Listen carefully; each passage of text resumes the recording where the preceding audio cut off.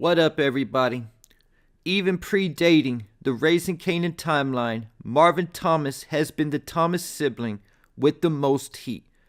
Marvin was the only Thomas sibling that had a criminal record after getting arrested for possession with intent to sell when he was younger. Then at the end of season 1, a snowball effect of events began to take place in Marvin's life, beginning with him getting locked up because he had a warrant out for his arrest after Tony Deep snitched on him. But after that, Tony Deep skipped town, so they had no case without her testimony, and Marvin's charges were dropped. But because Tony Deep was still a loose end, Marvin had the Thomas family lawyer, Andre Barnes, track down where Tony was living, and his connections found her living in Westchester, engaged to a dentist. But when Marvin was doing his recon of the area, he ended up getting harassed by the local police, and because of that, he had to outsource the hit. And at one of Rock's meetings with the New Jersey Mafia mob boss, Sal Baselli, Marvin connected with Sal's son, Marco. But Marco, similar to both Tariq and Kanan, wanted to be his own man and didn't want his father knowing about the work. Because of that, Marco made the mistake of bringing Mafia outcast Dominic with him to do the job, and the job went bad where Marco ended up getting killed after killing Tony Deep himself. So one problem had been taken care of for Marvin, but another one just began. Because after his son was killed, Sal went on the warpath and found out from Dominic that Marco was killed doing a job for Marvin Thomas. So Sal met with Rock and tried to get her to offer up Marvin. But when she refused, the Italians ambushed Rock's entire operation at the end of season 2. And that brought more heat to the Italian mafia at the start of season 3. And by the end of season 3, the feds had their eyes on Marvin also because they were able to connect him to Marco through Tony Deep. And because Sal made such a big mess, Stefano forced Rock to take out Sal. So Rock had her big brother Marvin do the hit, and he was so professional about it, it impressed Stefano, getting us to the current timeline where Marvin is doing dirt for Stefano behind Rock's back. And right now Stefano already has all kind of heat and the eyes of law enforcement on him.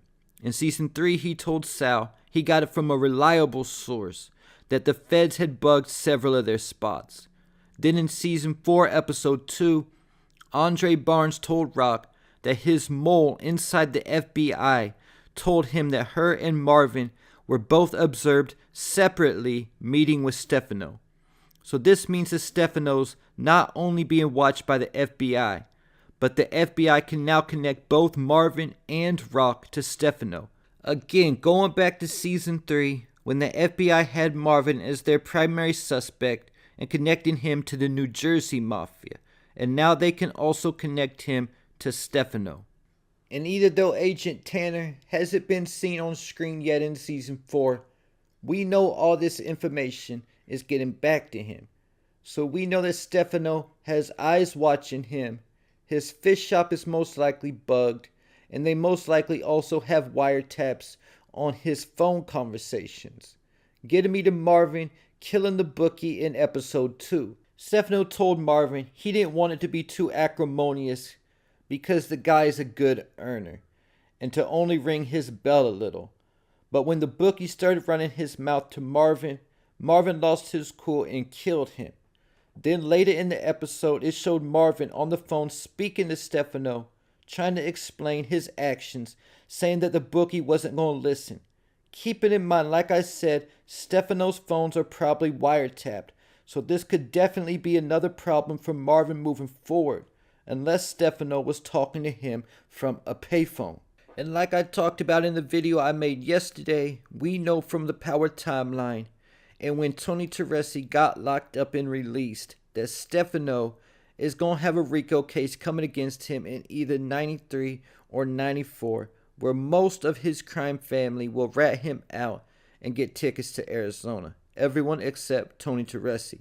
And either though I think Rock will snitch and go into Witsec, I don't think Marvin is the type to snitch. A lot like OG Kanan, I think he would either shoot out with the cops or do his bit instead of snitching. Not to mention, in addition to problems with law enforcement, Marvin could also face potential retaliation from the Italian mafia. He could be in danger from the New Jersey mafia if they ever found out he was who killed Sal. And also keeping in mind, Stefano's son-in-law Tommaso is a made man. So him and his crew could potentially circle back around to Marvin if they ever find out who he is.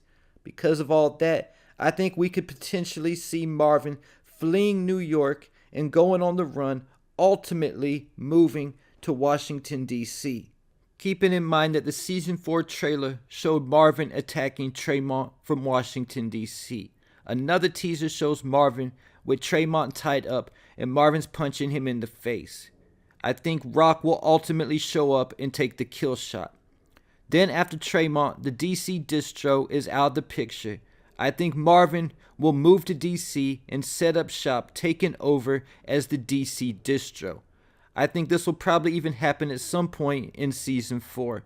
And I think we could potentially even see a Marvin spinoff in DC that runs concurrent with Origins, similar to how Tommy Egan moved to Chicago to set up shop in Power Book Force. And I know there's a lot of rumors going around that Marvin dies this season, and also there's a supposed leaked script that says he dies in episode 9. But I don't believe that's a real script at all. Keep it in mind there was a supposed leaked script for Book 2 Season 4 that said Kane killed Drew in the season finale, and that never happened. Not to mention London Brown, who plays Marvin, was in the Raising Kanan Season 5 announcement video, indicating he will also be in Raising Kanan Season 5. In addition to Marvin and Rock already having previous plans of setting up shop in Washington, D.C., there's also clues from OG Power that Marvin could be alive on that timeline and living in Washington, D.C. First, it was said that Kanan told Jukebox to embrace who she really was and move to DC. And we know this isn't talking about her sexuality because she's already embraced that. That's talking about becoming a cop. But did Kanan tell her to move specifically to DC because they already had family there? Potentially, Jukebox's own father, Marvin, was in Washington, D.C. Also keeping in mind Kanan was constantly going out of town and spending more time in Washington, D.C. than he was in New York after getting out of prison on Power. At one point, he was even supposed to be living in Washington, D.C., but he came back to New York for some business and got attacked by Cristobal's hitters and ended up staying. This was at the end of Power Season 4, after Jukebox was already dead, and Kanan was also able to recruit soldiers from Washington, D.C., even after Jukebox died. Because I don't think those were Jukebox's people, Kanan might have got that crew from Marvin, because I think Marvin might still be alive on the current Power timeline, probably serving as an OG in the game, kind of like Stefano on the current Raising Kanan timeline. And there you have it.